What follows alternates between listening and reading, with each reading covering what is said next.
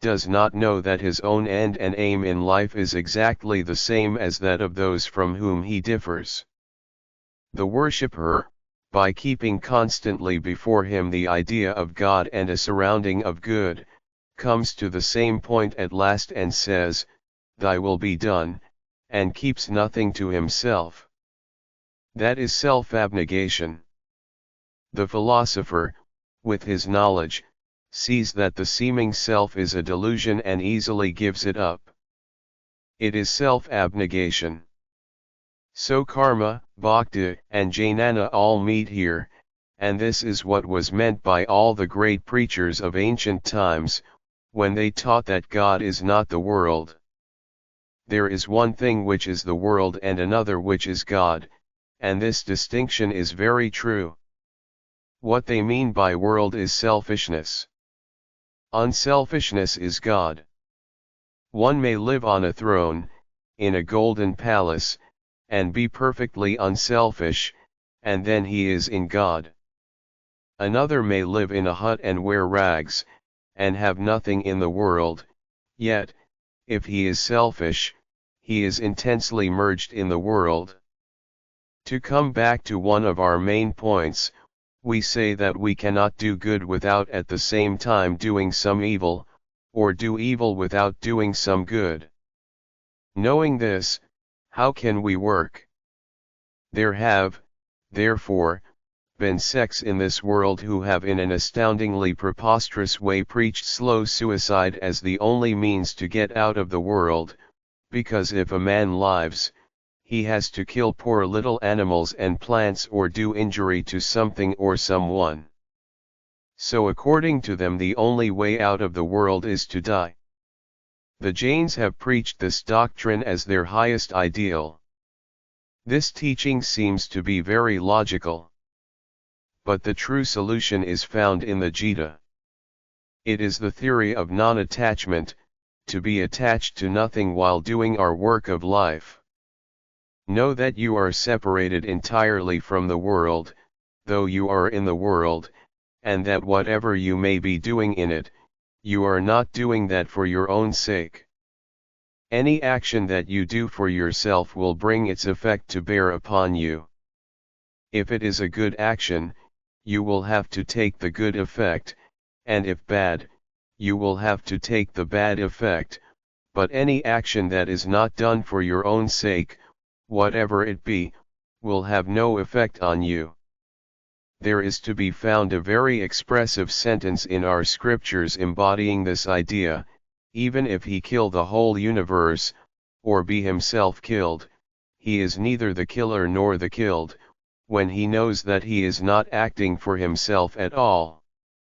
Therefore Karma Yoga teaches, do not give up the world, live in the world, imbibe its influences as much as you can, but if it be for your own enjoyment's sake, work not at all.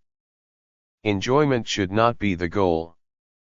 First kill yourself and then take the whole world as yourself, as the old Christians used to say, the old man must die.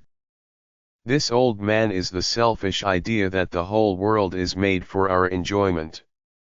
Foolish parents teach their children to pray, "O Lord, Thou hast created the sun for me and this moon for me," as if the Lord has had nothing else to do than to create everything for these babies. Do not teach your children such nonsense. Then again, there are people who are foolish in another way. They teach us that all these animals were created for us to kill and eat, and that this universe is for the enjoyment of men. That is all foolishness. A tiger may say, "Man was created for me," and pray, "O Lord, how wicked are these men who do not come and place themselves before me to be eaten, they are breaking your law." If the world is created for us, we are also created for the world. That this world is created for our enjoyment is the most wicked idea that holds us down. This world is not for our sake. Millions pass out of it every year, the world does not feel it, millions of others are supplied in their place. Just as much as the world is for us, so we also are for the world. To work properly, therefore, you have first to give up the idea of attachment. Secondly, do not mix in the fray, hold yourself as a witness and go on working. My master used to say, look upon your children as a nurse does. The nurse will take your baby and fondle it and play with it and behave towards it as gently as if it were her own child, but as soon as you give her notice to quit, she is ready to start off bag and baggage from the house. Everything in the shape of attachment is forgotten. It will not give the ordinary nurse the least pang to leave your children and take up other children. Even so are you to be with all that you consider your own.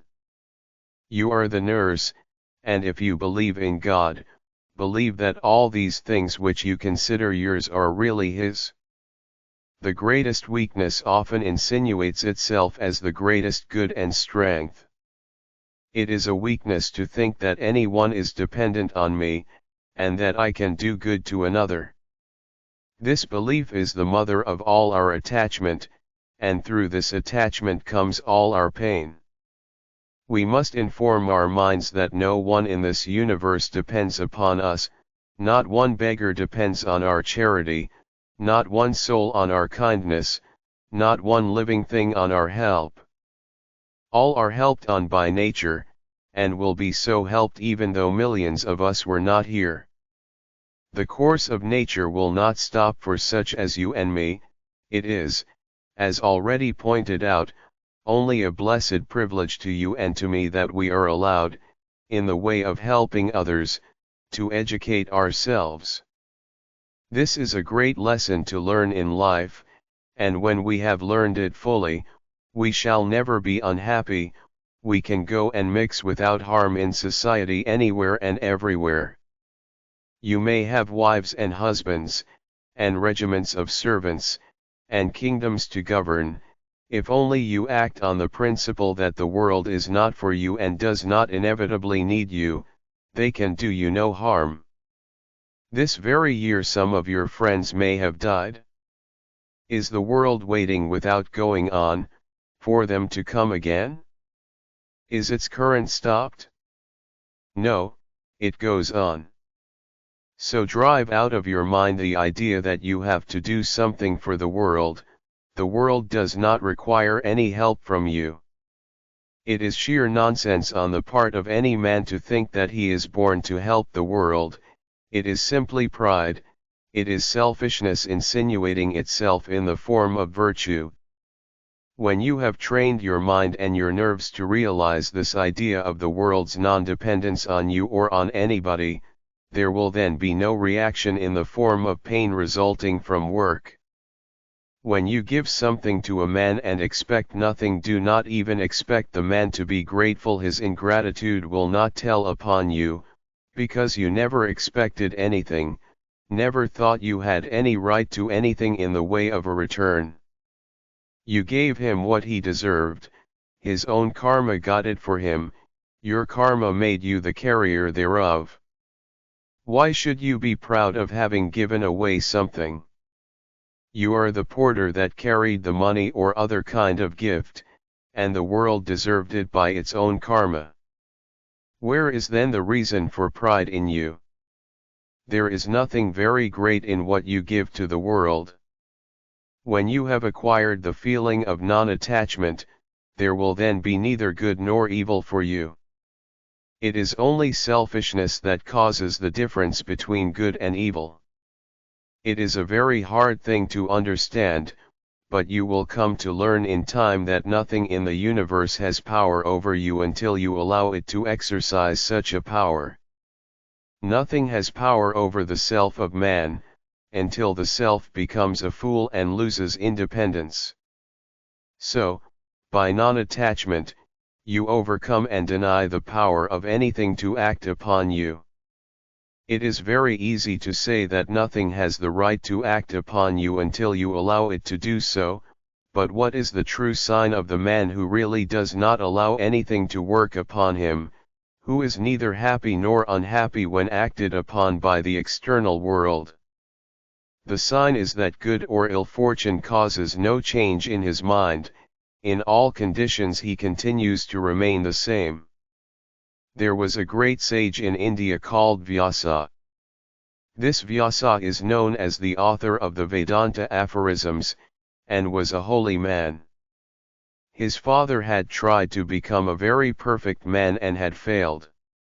His grandfather had also tried and failed. His great-grandfather had similarly tried and failed.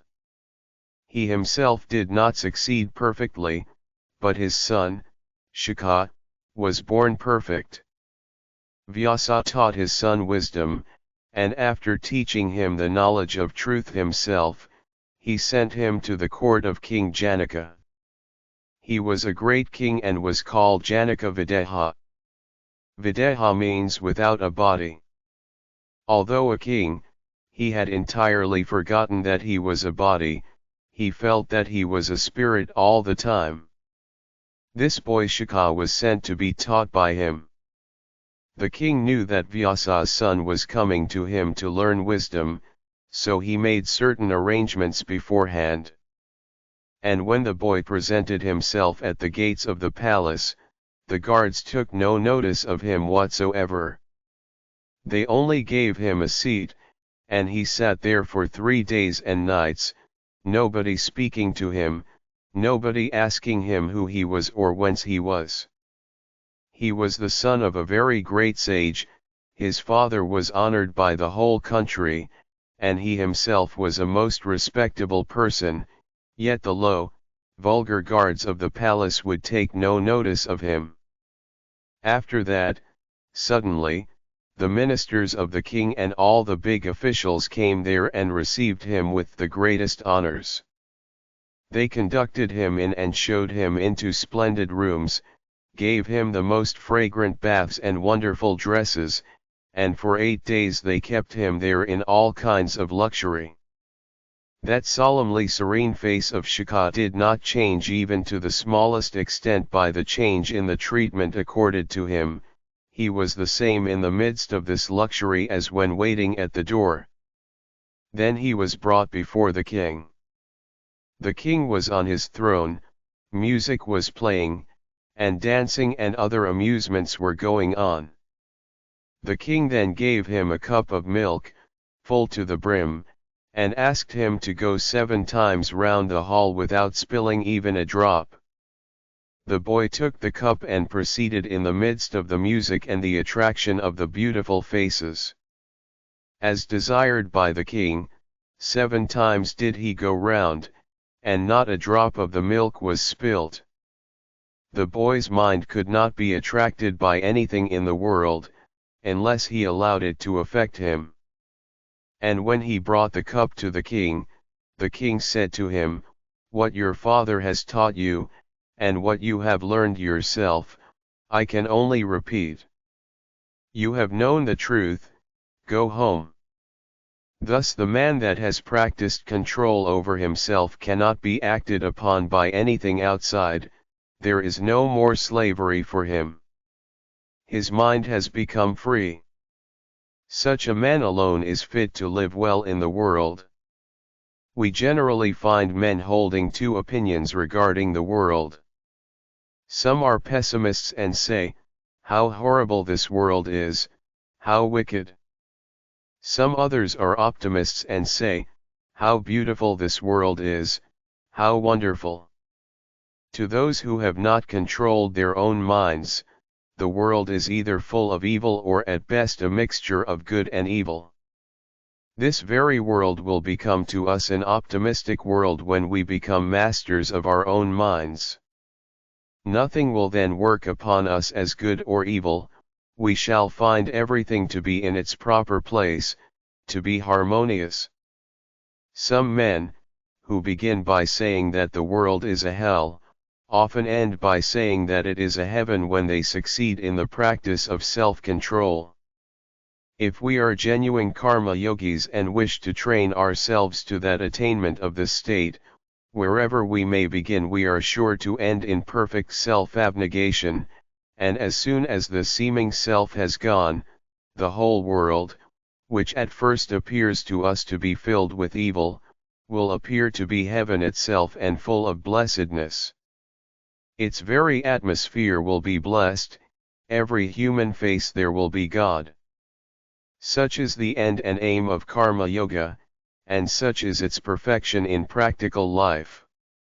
Our various yogas do not conflict with each other, each of them leads us to the same goal and makes us perfect.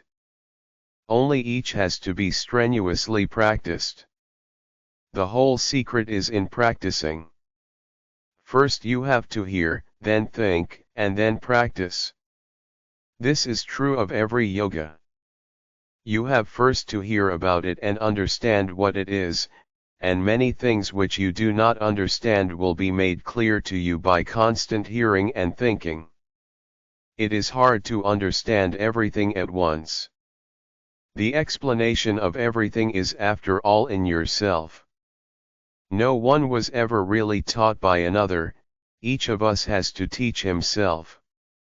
The external teacher offers only the suggestion which rouses the internal teacher to work to understand things. Then things will be made clearer to us by our own power of perception and thought, and we shall realize them in our own souls, and that realization will grow into the intense power of will.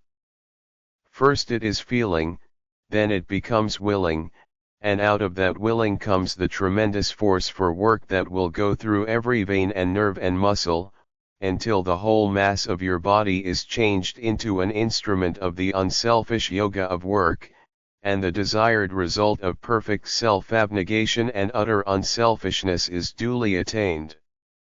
This attainment does not depend on any dogma, or doctrine, or belief. Whether one is Christian, or Jew, or Gentile, it does not matter. Are you unselfish? That is the question.